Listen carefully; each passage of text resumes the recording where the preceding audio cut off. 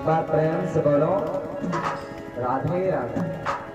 सुंदर सी कथा हम श्रवण कर रहे थे श्री प्रहलाद जी का चरित्र। प्रहलाद जी का चरित्र हम आप श्रवण कर रहे थे। पिता का नाम है हिरण्यकशिपु और माता का नाम है कयाधु। भूल जाते हैं तो याद रख सकते हैं। माता का नाम है कयाधु। हिरण्यकशिपु जब बड़ा अत्याचार करता है अपने बेटे पर तो कयाधु से कहता है कि तुम इसे जहर दे दो अपने बेटे को। सोचिए वो माँ कैसी होगी जिसके सामने उसका पति कहता है कि अपने बेटे को जहर दो। उस माँ पर क्या बीत रही होगी। पर पतिव्रता नारी वही है जो अपने पति के आज्ञा का पालन करे। कुछ भी हो जाए, प्राण चले जाए तो जाने दो, प्राण जाए पर वचन न जाए। अपने पति की आज्ञा का पालन करो। अगर वो कह रहे हैं तो उसका पालन करना पड़ेगा। ऐसे प्रहलाद जी को जहर देने के लिए हिरण्यकशिपु ने कहा माँ क्या करे। एक तरफ बेटा है, एक तरफ पति है, लेकिन पतिव्रता नारी का धर्म भी यही है। कयाधु ने ले जाकर के दूध में मिला करके जहर और दिया प्रहलाद जी। प्रहलाद जी सारी बात बाहर खड़े सुन रहे थे कि मेरी माँ अपनी मर्जी से नहीं देती। प्रहलाद जी ने हंसते हंसते उस दूध को पी लिया। कुछ नहीं हुआ प्रहलाद जी को। क्यों? क्योंकि उनके ऊपर भगवान का हाथ है। इसीलिए कहते हैं कि अपने बच्चों को पढ़ाओ, भक्ति का पाठ पढ़ाओ, अच्छा ज्ञान दो। और नहीं दोगे तो आज के बच्चे जब बड़े होंगे तो क्या कहेंगे। बड़े होंगे बेटे क्या कहेंगे कि पिताजी ने पढ़ाया नहीं, घास चलवाया, भैंसे चरवाई। इसलिए पढ़ाओ, अच्छा सा पाठ पढ़ाओ, ज्ञान की बात बताओ। आज प्रहलाद जी ने उस जहर का पान कर लिया। भक्ति का प्रभाव ऐसा था कि प्रहलाद जी को कुछ नहीं हुआ। होलिका आई, होलिका गोद में लेके बैठी, कहती है भैया मुझे ब्रह्मा जी ने वरदान दिया है कि आग तुम्हें जलाएगी नहीं। अच्छा, वरदान ये इसलिए था कि कोई जल रहा हो तो तुम जाके बचा लो। इसलिए थोड़ी था कि तुम गोद में लेके बैठ जाओ। और वो भी किसी और को लेके बैठे, कहाँ तक तो ठीक था, तुम तो भगवान के भक्त को लेके बैठे। भगवान से ये सब सहन नहीं होता है। होलिका गोद में लेकर के बैठी, और जब होलिका गोद में लेकर के बैठी जलाने के लिए तो ब्रह्मा जी ने आज अपना वरदान वापस ले लिया। होलिका जलने लग गई। इतने कठिन प्रयास किए गए प्रहलाद जी को मारने के लिए। सर्पों से डसवाया गया, विषपान कराया गया और हाथी के पैर के नीचे दबाया गया, अग्नि में जलाया गया, विषपान कराया गया, फिर भी कुछ नहीं हो पाया। प्रहलाद जी महाराज घबराए नहीं। प्रहलाद जी महाराज के ऊपर बड़ी यात्राएं दे रहा है उन्हीं का पिता, पर प्रहलाद जी घबराए नहीं। और पिता की देखने स्थिरता नहीं प्रहलाद घबराए। पिता की देखने स्थिरता नहीं प्रहलाद घबराए।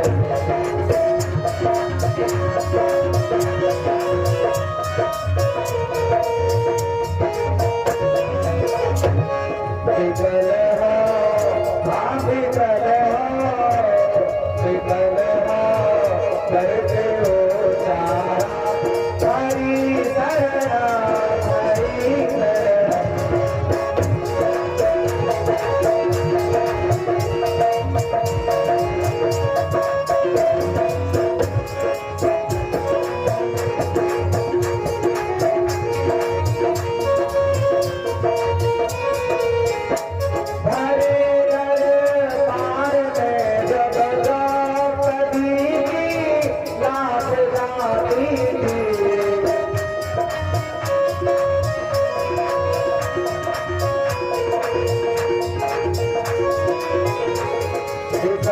हो, हाँ विकल हो, विकल हो करके उचारा हरि शरणा, हरि शरणा।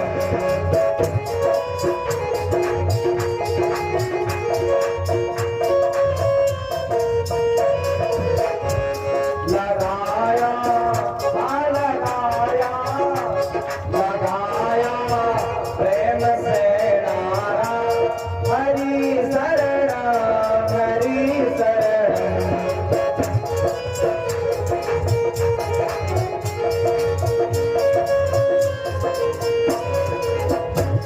आज प्रहलाद जी ने बड़े भाव से पुकारा कि हरि शरणम प्रभु, मैं आपकी शरण में हूँ, अब आप बचाइए, बचाना है तो आप बचाइए, मारना है तो आप जाना। और प्रहलाद जी का जब ऐसा भाव हुआ तो होलिका जलने लगे, जलकर भस्म हो गई और प्रहलाद जी उस भरी आग में बच गए। क्यों? क्योंकि भाव अच्छा था, भक्ति का भाव था, इसलिए प्रहलाद जी महाराज बच गए।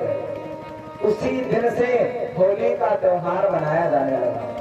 होली का त्योहार सबसे पहले सतयुग में मनाया गया, जब होलिका जली, वहां से होली का त्योहार आज भी हम मनाते हैं।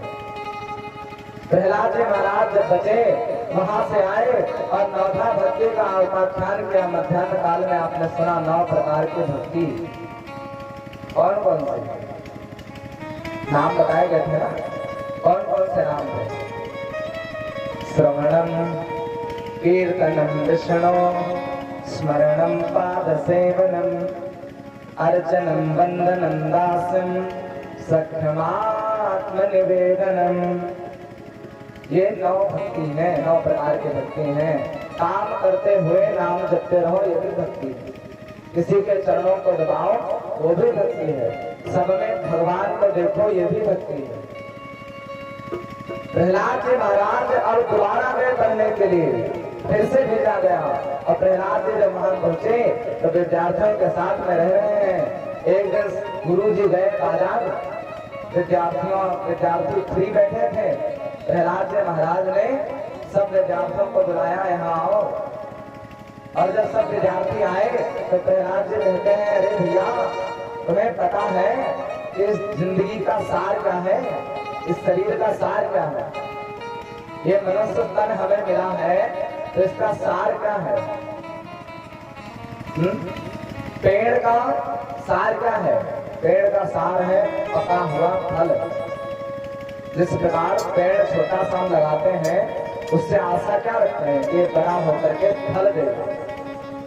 हाँ, तो पेड़ का सार है पका हुआ फल। ऐसे ही संसार में मनुष्य के शरीर का फल क्या है, सार क्या है? भगवत भक्ति, यही सार है, बाकी सब बेकार है। आज प्रहलाद जी ने सारे विद्यार्थियों को बुलाया और वहीं विद्यालय में ही कीर्तन करना शुरू कर दिया। श्रीमन नारायण नारायण नारायण।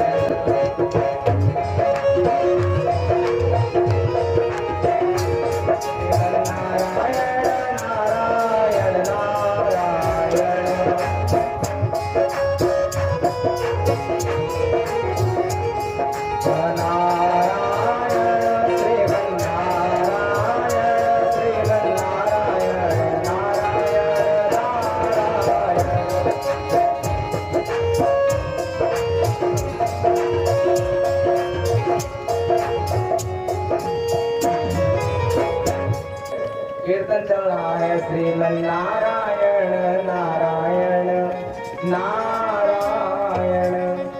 कीर्तन चल रहा है, बराबर चलता जा रहा है। प्रहलाद जी नाच रहे हैं, विद्यार्थी सब नृत्य कर रहे हैं, नाच रहे हैं। ऐसे गुरु जी आए, जैसे संत जी आए और जैसे प्रहलाद का हाथ पकड़ना चाहा, जैसे प्रहलाद जी को छुआ तो भक्ति का ऐसा करंट लगा कि गुरु जी भी नाचने लगे। और वो भी कह रहे हैं, श्रीमन नारायण नारायण नारायण।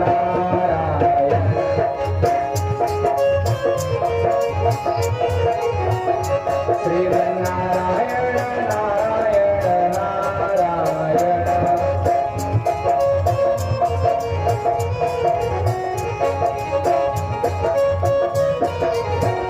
आज नाच रहे हैं और गुरु जी भी जैसे आए वो भी नाचने लग गए, वो भी नाच रहे हैं।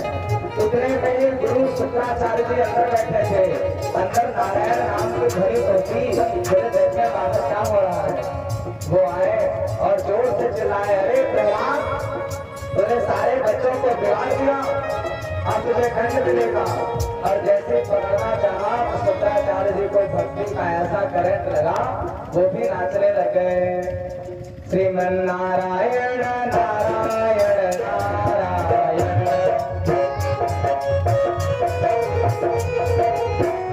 श्रीमन नारायण नारायण नारायण।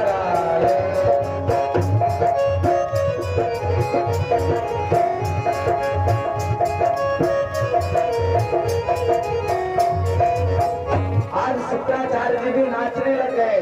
सोचो गुरु जी विद्यार्थी भक्ति में इतनी पावर है, इतनी शक्ति है। भाई बिजली के करंट में क्या है? पावर है। उसे छुएंगे तो क्या होगा? करंट लगेगा। ऐसे ही भक्ति की पावर प्रहलाद जी के अंदर है। और प्रहलाद जी को जैसे ही छुआ संडामर्क जी ने, वो भी नाचने लगे। शुक्राचार्य जी ने छुआ, वो भी नाचने लगे। और सब एक ही बात आप कह रहे हैं, प्रभु लागी लगे मत तोड़ना हो, लागी लगे मत तोड़ना, हरि जी मोरी लागी लगे मत तोड़ना। आज प्रहलाद जी सबके साथ में भजन कर रहे हैं और सब भी करने लगे। जितने लोग वहां पर थे वो सब लोग आज भजन करने लगे। क्यों? क्योंकि अपनी हरि कृपा जाय पर होई, पाव गए मार्ग सोई।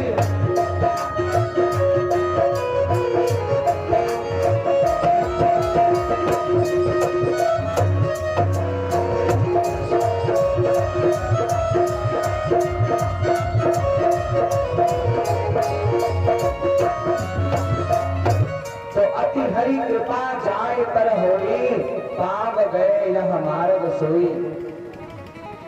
कहते पहले तो हमें चलना पड़ेगा, भगवान तो बाद में आएंगे ना। अति हरि कृपा जाय पर होई, उसी के ऊपर होती है प्रभु की कृपा। जो पाव गए यहाँ मार्ग सोई, जिसके पैर प्रभु के भक्ति के मार्ग में लग जाए, इसी के ऊपर अति हरि कृपा, हरि की कृपा तभी होती है। और जहाँ पर कृपा राम की हो,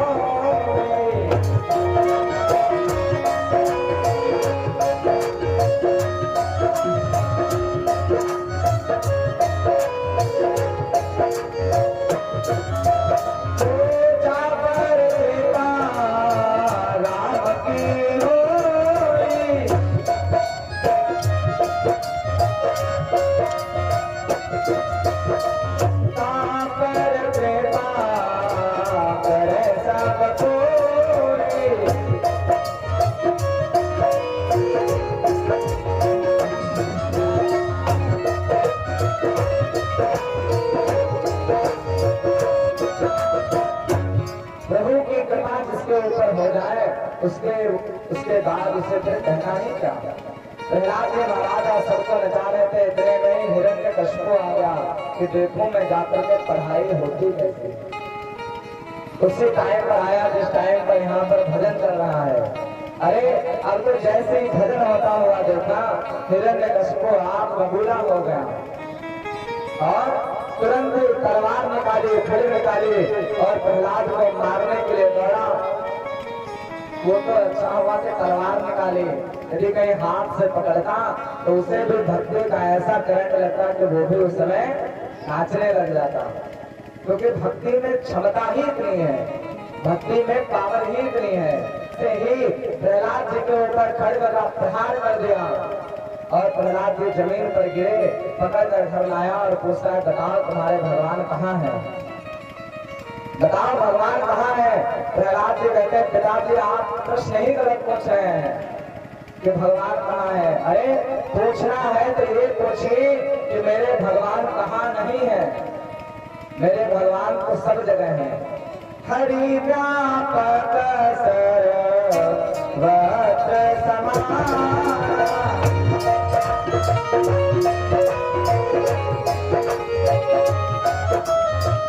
हरि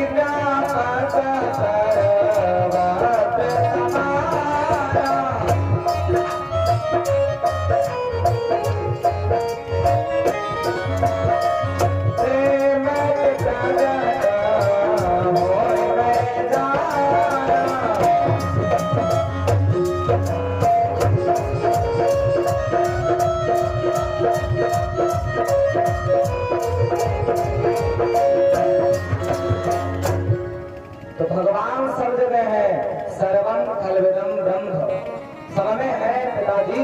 आप कहते हैं कहाँ है, मैं कहता हूँ कहाँ नहीं है, सब जगह है। अच्छा तो क्या इस खंभे पर है?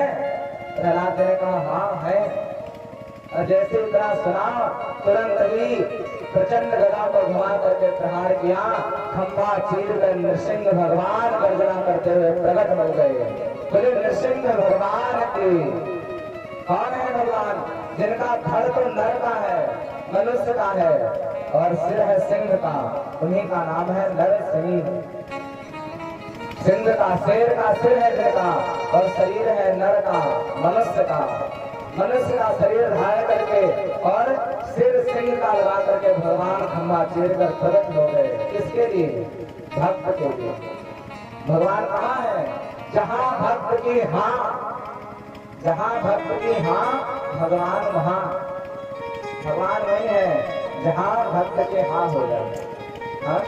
बताओ कहाँ मिलेंगे श्याम, बताओ बताओ कहाँ मिलेंगे कन्हैया? चरण पादुका लेकर सबसे हो, चरण पादुका लेकर सबसे पूछ रहे रस खान, बताओ कहाँ मिलेंगे श्याम, बताओ कहाँ मिलेंगे कन्हैया? कन्हैया सब जगह है। खंभा चीर कर नृसिंह भगवान गर्जना करते हुए प्रकट हुए। एक बार प्रेम से बोलो राधे राधे। नृसिंह भगवान इतने क्रोध में है, क्यों? क्योंकि आज भक्त को कष्ट दिया गया है। आज बहुत क्रोध में है नृसिंह भगवान, और दौड़े। थोड़ी देर युद्ध हुआ किससे? हिरण्यकश्यप से। थोड़ी देर तो युद्ध हुआ, बाद में भगवान ही संध्या का टाइम हुआ, गौधूली बेला। जैसे ही संध्या का टाइम हुआ, सो ही नृसिंह भगवान ने गोद में उठाया हिरण्यकश्यप को और घर की देहली पर बैठ गए। हिरण्यकश्यप कहता है कौन हो? बोले मैं तुम्हारी मृत्यु हूँ, मैं तुम्हें मारने आया हूँ। बोला मैं नहीं मरूंगा। क्यों? क्यों नहीं मरोगे? मरना तो पड़ेगा भाई। यहाँ आए हो तो मरने के लिए आए हैं। यहाँ हम क्यों आए हैं कभी सोचा? एक तो हम भगवान को पाने के लिए आए हैं, और ना पा पाए तो दूसरी चीज हम मरने आए हैं। मरेंगे कि नहीं मरेंगे? कुछ भी आप जीवन में कर पाए या ना कर पाए, पैसा धन इकट्ठा कर पाए ना कर पाए, घर मकान दुकान बना पाए ना बना पाए, पर मरना संभव है, ये पक्की बात है। ये तो बनेगी ही बनेगी मृत्यु। तो मरना है तो मरने के लिए आए हो, फिर क्यों नहीं मरोगे? हिरण्यकश्यप कहता है मैंने ब्रह्मा से वरदान मांगा है कि मैं अंदर नहीं मरूंगा, मैं बाहर नहीं मरूंगा। भगवान कहते हैं मूर्ख ना अंदर हो ना बाहर हो, देहली पर लेकर बैठा हूं, तो मरोगे? बोला अभी भी नहीं मरूंगा, ना दिन में मरू ना रात में मरूंगा। भगवान कहते हैं ना दिन ना रात, गौधूली बेला है, संध्या का टाइम, गौधूली बेला। जब गाय चर करके वापस आए घर को और उनके पैरों से धूल उड़े, उसे गौधूली बेला कहते हैं, संध्या के टाइम। तो गौधूली बेला चल रही है, सांझ का टाइम है, अब तो मरोगे? बोला अभी भी नहीं मरूंगा। क्यों? बोला ना नर से मरूंगा ना मैं पशु से मरूंगा। भगवान कहते हैं ये रूप देख रहे हो हमारा, ना मैं नर हूँ ना मैं पशु हूँ, मेरा शरीर तो नर का है पर सिर सिंह का है, ये नया रूप तुम्हारे लिए धारण किया है। आप मरोगे? बोला अभी भी नहीं मरूंगा। क्यों? बोला ना मैं ऊपर आकाश में मरूंगा ना मैं नीचे पाताल में मरूंगा। भगवान कहते गोद में लेके बैठा हूँ, अब तो मरोगे? ना ऊपर हो ना नीचे हो, गोद में हो, बीच में, अब तो मरोगे? अभी भी नहीं मरूंगा। क्यों? कहता है ना मैं अस्त्र से मरूं, ना शस्त्र से, न तीर से, न तलवार से, मैं किसी से मर ही नहीं सकता हूँ। भगवान नाखूनों को दिखा रहे, देखो ये नाखून हम फैशन में नहीं बढ़ाए, आजकल तो नाखून बढ़ाने का फैशन चल गया है, तब नहीं था। भगवान कहते हैं नाखून हम फैशन में नहीं बढ़ाए हैं, ये मैंने तुम्हें मारने के लिए बढ़ाए हैं, अब तो मरोगे? नाखून से मारूंगा। बोला अभी भी नहीं मरूंगा। क्यों? अब क्यों नहीं मरोगे? बोला ब्रह्मा जी की बनाई सृष्टि में मैं किसी प्राणी से नहीं मरूंगा। भगवान कहते हैं ब्रह्मा मुझे नहीं, मैं ब्रह्मा को बनाता हूँ, अब तो मरोगे? अभी भी नहीं मरूंगा।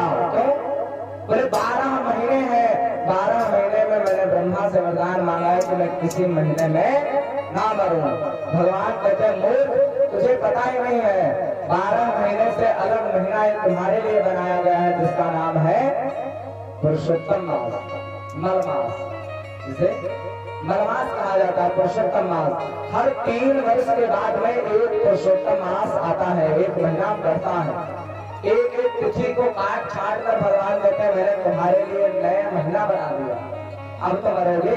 सारे प्रश्नों का उत्तर देके और छाती को विदीर्ण कर दिया भगवान ने अपने नाखूनों से, छाती फाड़ दी हिरण्यकशिपु की, और आंखों को निकाल करके भगवान ने माला पहनी है। क्रोध अभी भी है, क्रोध शांत नहीं हुआ। भगवान बहुत गर्जना कर रहे हैं, दहाड़ रहे हैं, क्योंकि भक्त के ऊपर कष्ट आया है। देवताओं ने आकर के भगवान की बड़ी सुंदर स्तुति की, पर भगवान अभी भी शांत नहीं हुए।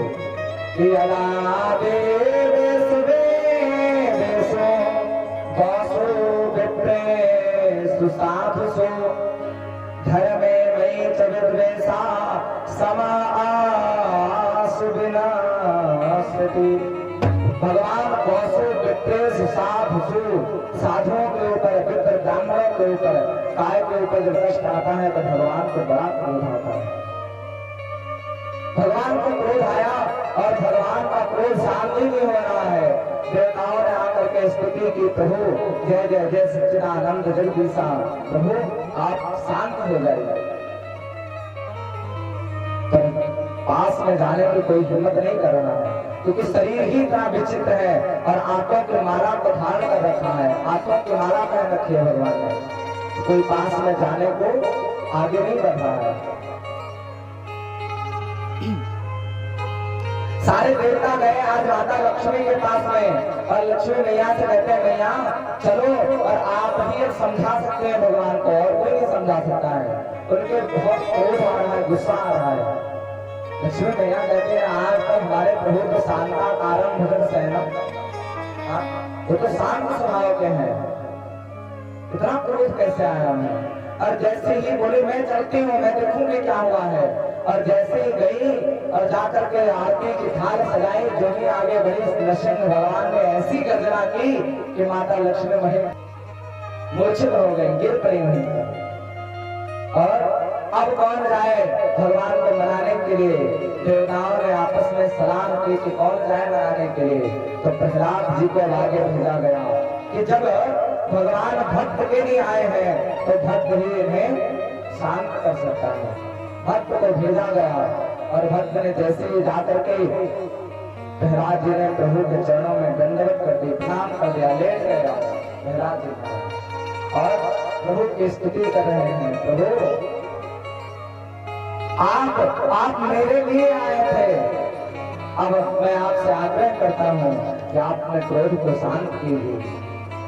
जैसे ही भगवान ने भक्त को आज अपने चरणों में पड़े हुए देखा तो स्वपादमूले पतितं तमर्धकं विलोक्य देवा कृपया परिप्लुतः।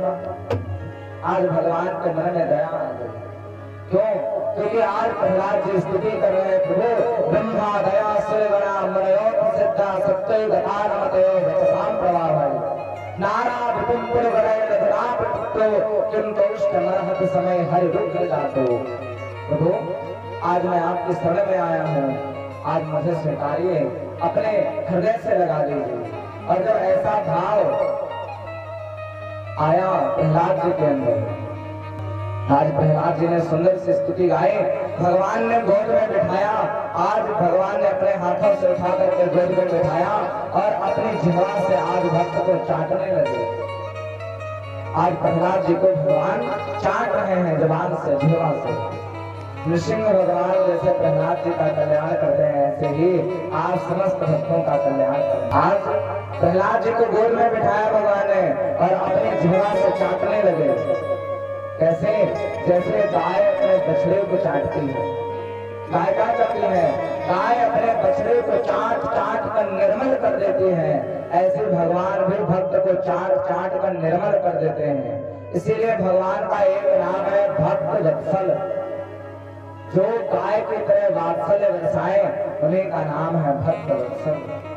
सुंदर सी स्तुति की है प्रहलाद जी ने। प्रहलाद जी के लिए भगवान देखे नृसिंह अवतार धारण करके आए। इन्हीं के वंश में राजा बलि, जिनके लिए भगवान ने 52 अंगुल का रूप बनाया। केवल और केवल 52 अंगुल का भगवान ने रूप बनाया और 52 अंगुल का रूप बना करके राजा बलि से 3 पग भूमि का दान मांगा। 3 पग भूमि के दान में पहला पैर रहता तो नीचे अतल वितल सुतल तलातल महातल रसातल पाताल, नीचे के 7 लोग नाप लिए। दूसरा पग भगवान ने उठाया तो ऊपर भूर भूरा स्वा महाधना तपा सप्तलोक तक नाप लिया। और जब सप्तलोक में भगवान का चरण पहुंचा तो वही ब्रह्मा जी ने भगवान के अंगूठे को धोया, दाहिने पैर के अंगूठे को धोया। वही बाद में गंगा जी बनी, कमंडल में अपने धारण किया और वही भागीरथी जी के द्वारा गंगा की धरती पर उतरी हुई। और ऐसे ही जब तीसरा चरण कहा गया कि तीसरा चरण कहाँ रखूं, तो बोले प्रभु अभी तक आपने मेरी संपत्ति को नापा है, आज आप मुझे नाप लीजिए, मैं संपत्ति का मालिक हूँ। संपत्ति अलग होती है, संपत्ति का मालिक अलग होता है। तो भगवान ने आज संपत्ति को नापा और संपत्ति को नापने के बाद में आज राजा बलि को भी नाप लिया। बलि ने तीसरा चरण अपने मस्तक पर रखवाया। राजा बलि, तुमने 3 चरण भूमि का दान करके अपना कल्याण कर लिया, मांगो क्या चाहते हो। तो राजा बलि भी बड़ा होशियार है। राजा बलि कहता है प्रभु तो सुतल लोक का राजा मुझे बनाइए और मेरा महल इतना बड़ा हो कि इसमें 52 दरवाजे हैं। राजा बलि कहता है यदि आप मुझे कुछ देना चाहते हैं तो इतना दीजिए कि आज सुतल लोक में मेरा एक बड़ा सा महल हो और उस महल में 52 दरवाजे हो और मैं जिस दरवाजे से निकलूं आप उस पर पहरा दें, उस दरवाजे पर आप खड़े हो। ये वरदान मुझे दीजिए। यदि देना चाहते हैं तो, नहीं देना चाहते हैं तो कोई बात नहीं है। मैंने देने का वचन लिया, मैं पीछे नहीं हटा। मैंने 3 चरण भूमि का दान मांगा, आपने अपने शरीर को बड़ा भी कर लिया, मैंने कुछ नहीं कहा। पग पाताल शीस अज धामा अपर लोग अल विश्रामा। भगवान ने इतना बड़ा शरीर धारण किया कि पैर नीचे पाताल लोक में है और सिर ब्रह्म लोक में।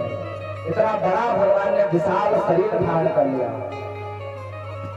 और आज भगवान ने कहा ठीक है तुमने दान किया है, मैं भी तुम्हें वरदान देता हूँ, जाओ सुतल लोक का राजा बना दिया। और राजा बन करके वहां पर 52 दरवाजे बने और भगवान भगवान 52 दरवाजों पर पहरेदारी कर रहे हैं। जिस दरवाजे से राजा बलि आता है उस दरवाजे पर भगवान हाथ जोड़े खड़े हैं। ये क्या है? प्रेम के वसर जुन रथ हाको। भगवान प्रेम के उसमें है। प्रेम के वसर जुन रथ हाको, भूल गए ठकुराई क्योंकि सबसे ऊंची प्रेम सगाई। सबसे ऊंचा क्या है? सबसे ऊंचा प्रेम है।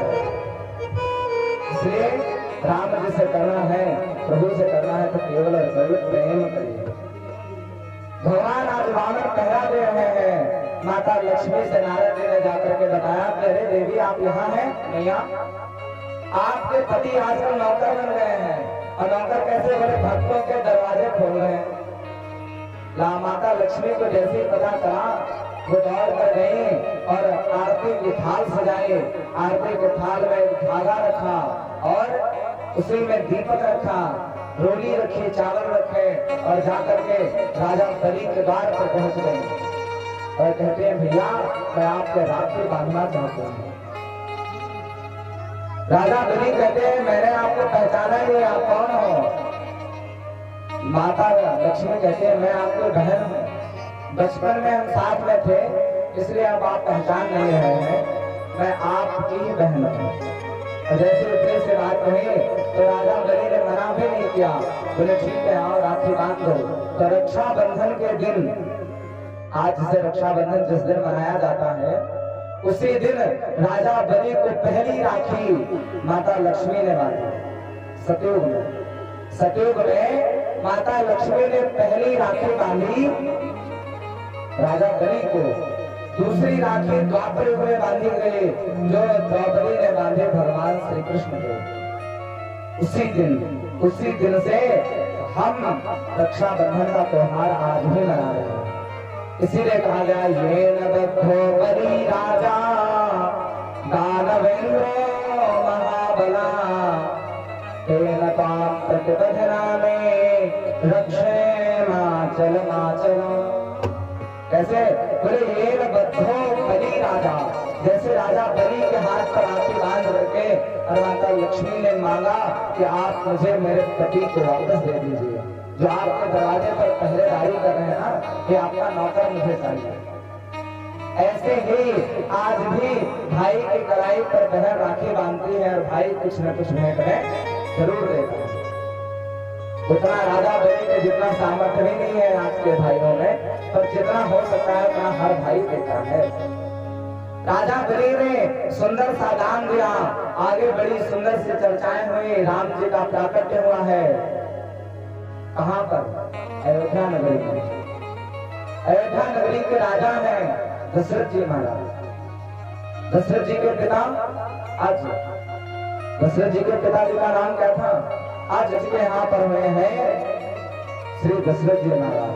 भगवान नारायण के पुत्र हैं। ब्रह्मा के मरीचि के कश्यप के वैश्वानसूर, इन्हीं के वंश में हुए नमक के नाभाग के अम्बरीश के खटवांग के यहाँ इन्हीं के यहाँ पर हुए रघु के अज और अज के यहाँ पर श्री दशरथ जी महाराज का प्राकट्य हुआ। दशरथ जी महाराज की 3 रानियां हैं, माता कौशल्या, कैकेयी और सुमित्रा। 3 रानियां हैं और तीनों रानियों को कोई भी संतान नहीं है। राजा दशरथ बड़े परेशान हैं। जैसे इस शीशे में एक बार देख रहे थे दर्पण, तो देखे कान के पास का एक बाल पका हुआ है, सफेद हुआ। इतने में मुझे नहीं लगा कि मेरे संतान नहीं है, पर एक बार भूपति मन माहे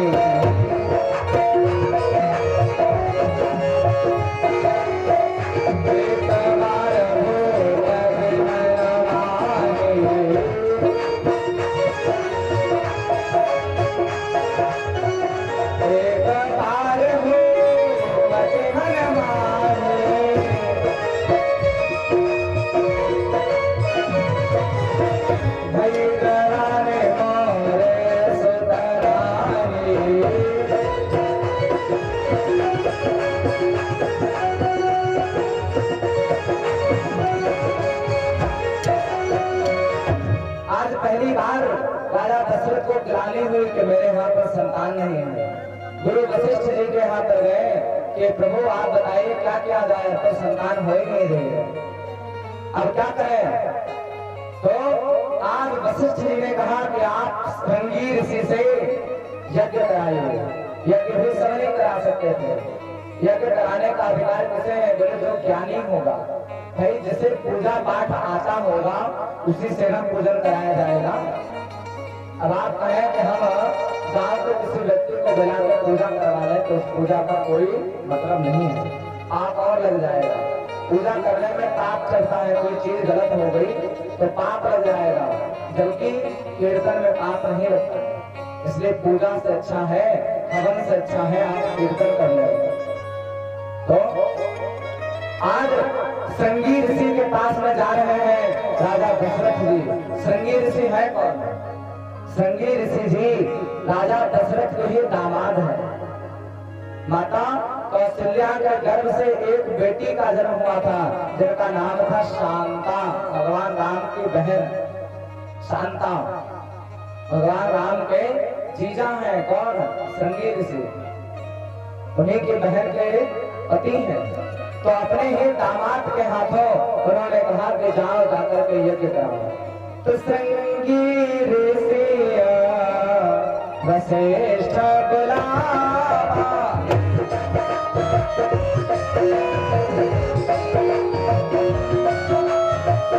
श्रृंगी ऋषि वशिष्ठ बुलावा।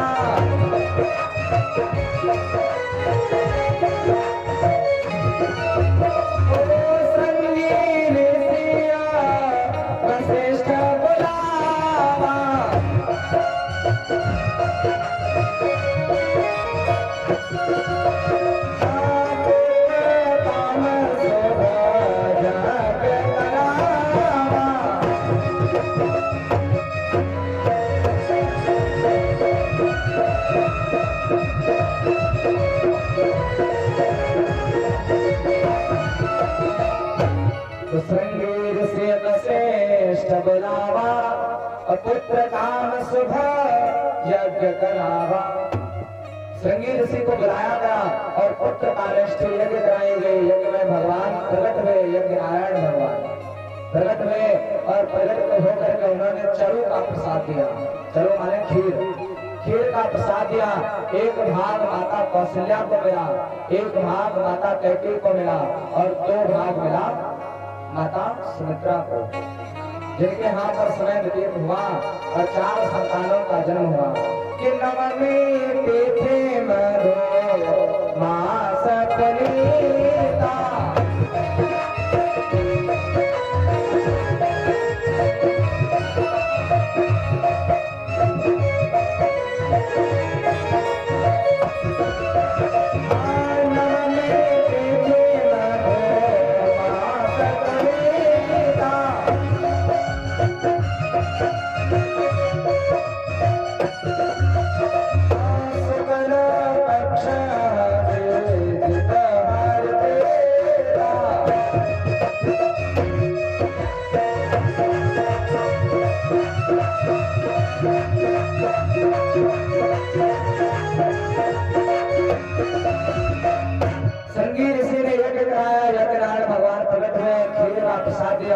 तीनों राजाओं ने खीर का प्रसाद पाया और गर्भवती हुई।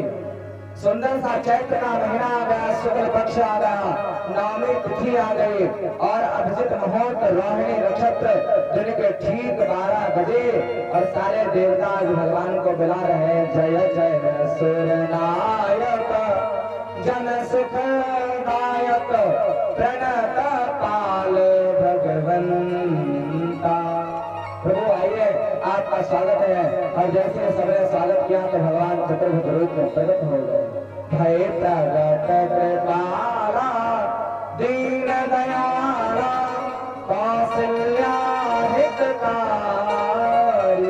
भगवान प्रकट हो गए, राम जी प्रकट हो गए माता कौशल्या के घर से। माँ ने देखा कि भगवान बहुत विशाल रूप में प्रकट हुए तो माँ कहते हैं कि जय शिशुलीला अति प्रिय सीरा यहाँ सुख परमानो। आप प्रभु आप बालक रूप में बन के आए और भगवान बाल रूप में आए भी। और जैसे बाल रूप में आए हंस रहे भगवान। माने का बेटा जो बालक पैदा होता है ना वो हंसता नहीं, वो रोता है, आपको रोना पड़ेगा। तो भगवान ने कहा क्या सुनी बचन सुजाना रोदन ठाना हुई बालक सुरभूपा। आज सुंदर सा राम जी का हमारे प्राकट्य हुआ और छोटे से बाल रूप में आए और राम जी आए कौशल्या माता के यहाँ पर, माता सुमित्रा के यहाँ पर 2 बालक जन्म हुए जो है भरत लक्ष्मण और शत्रुघ्न। माता कैकेयी के यहाँ पर भरत जी हुए। 4 बालकों का जन्म हुआ। बड़ा ही सौभाग्य का बात है। आज हमारे बाबा जी का प्राकट्य हुआ है। बाल प्यार से बोलो राजा रामचंद्र भगवान की जय, क्योंकि हमारे राधा मर्यादा पुरुषोत्तम है। चलिए आज जैसे 4 भाइयों का प्राकट्य हुआ, थोड़ा बड़े हुए पढ़ने के लिए गए, पढ़ करके वापस आए तो गुरु वशिष्ठ जी ने मान लिया कि हमें राम और लक्ष्मण को भी दी। वो लेकर के गए जंगल में। भगवान ने सबसे पहला उद्धार किया ताड़का का। एक ही बाण प्राण हरि लीन्हा। भगवान ने ताड़का का उद्धार किया, चरण की धूली गिराई और गौतम की नारी अहिल्या का उद्धार करते हैं आगे गए। गुरु जी के यज्ञ को संपन्न करवाया, विवाह करके वापस आए, सीता स्वयंवर में पहुंचे। सीता जी को धनुष तोड़कर भगवान वापस आए। छोटी सी रूप में कथा को श्रवण कर रहे हैं। छोटे से रूप में, क्योंकि कथा अभी बहुत है। आज भगवान का विवाह हुआ है, चारों भाइयों का विवाह हुआ। दशरथ जी बारात लेकर गए। राम जी की पहली बारात ऐसी थी जहाँ दुल्हा पहले से ही ससुराल में बैठा। राम जी के ससुराल ऐसी पहली एक ही ससुराल थी जहाँ पर दुल्हा पहले से ससुराल में है और बारात दशरथ जी अब लेकर जा रहे। तो राम जी का विवाह हुआ, लक्ष्मण जी का भी हुआ, चारों भाइयों का विवाह संपन्न हुआ। राम जी आए, वापस आए तो माता कैकेयी ने राम जी को जब राजा बनाने के बाद आए तो वनवास भेज दिया। बताइए क्या कैकेयी का राम जी को वनवास भेजने का निर्णय सही था? सही था कि गलत था? सही था। यदि भगवान राम वन में ना जाते 14 वर्ष के लिए तो आज भगवान ना होते, वो हमारे आज के तरह राम ही रह जाते। पर वनवास इसलिए गए क्योंकि उन्हें राम से मर्यादा पुरुषोत्तम भगवान बनना था। तो ये कहते हैं कि साहब राम को हम भगवान क्यों कहें? अरे अगर हमारे और तुम्हारे बाप में दम है तो जितना कष्ट उन्होंने झेला झेल कर दिखाओ, हम तो आपको भगवान कहने लग जाए। और क्या आप कर पाएंगे? नहीं कर पाएंगे। आज राघव गए हैं और वन की तरफ गए। पहली रात तमसा नदी के तट पर गुजारी, दूसरी श्रृंगवेल पर और तीसरी सुबह केवट से नाव मांगते हैं। केवट भैया नाव लाओ, हमें नदी के उस पार ले जाओ। केवट ने चरणों को धोया, नाव के तार लगाया। भगवान ने ऊंचाई में माता सीता ने अंगूठी देना चाहा पर केवट ने दे दिया। आगे बढ़े भगवान, गए पंचवटी में कुटिया बना करके रह रहे हैं जहाँ से माता सीता का हरण हुआ।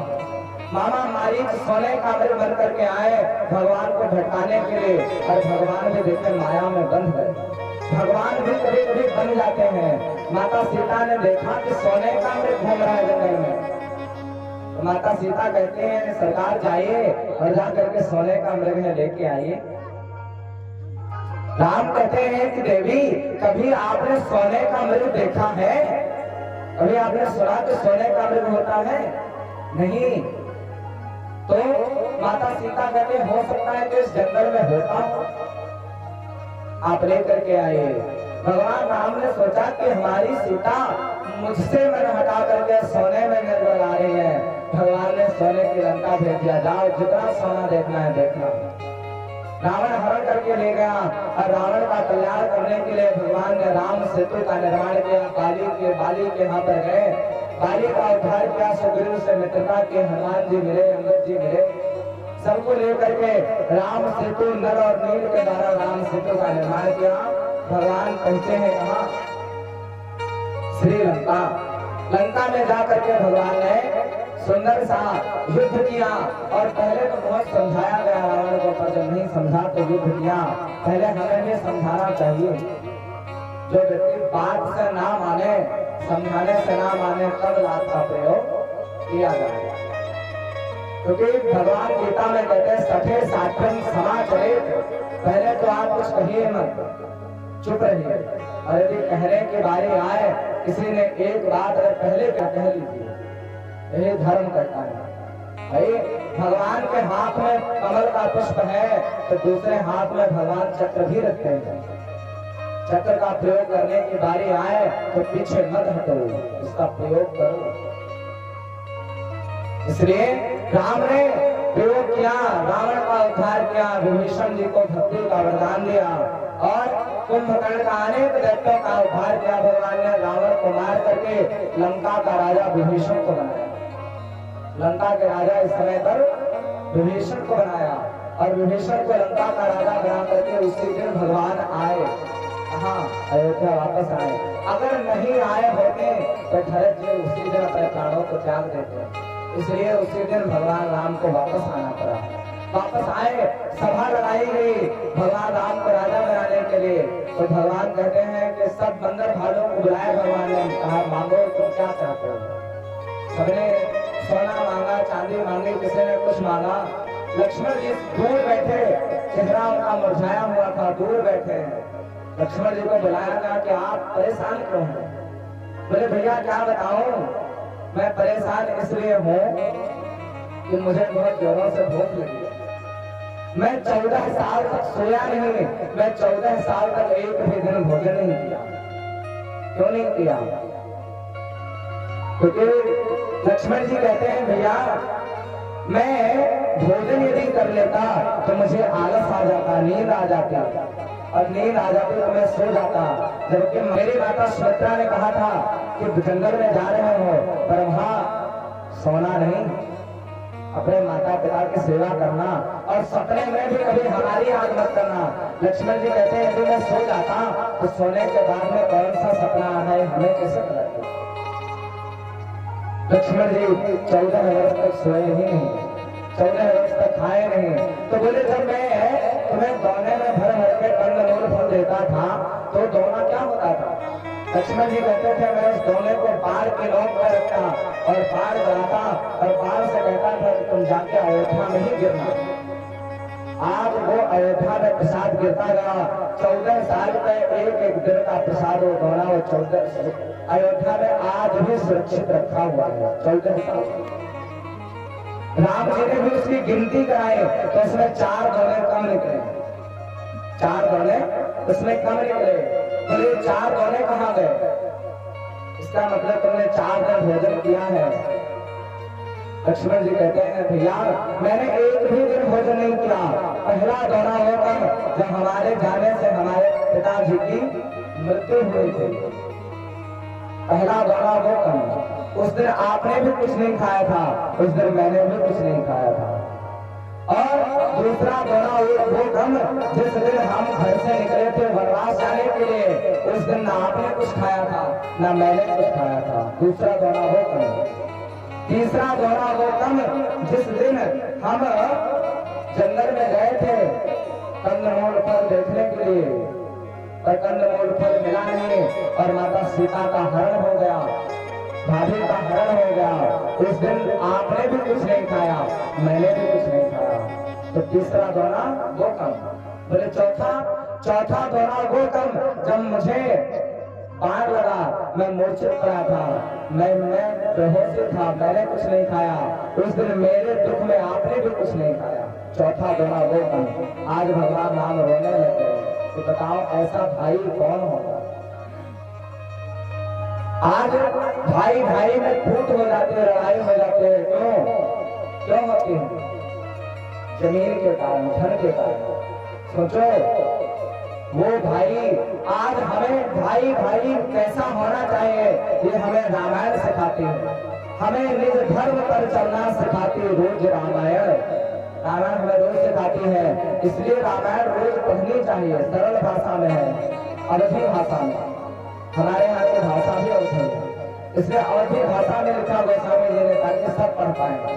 सुंदर सा रामचरित्र को हम यहीं पर प्रणाम करते हैं, राघव को प्रणाम करते हैं।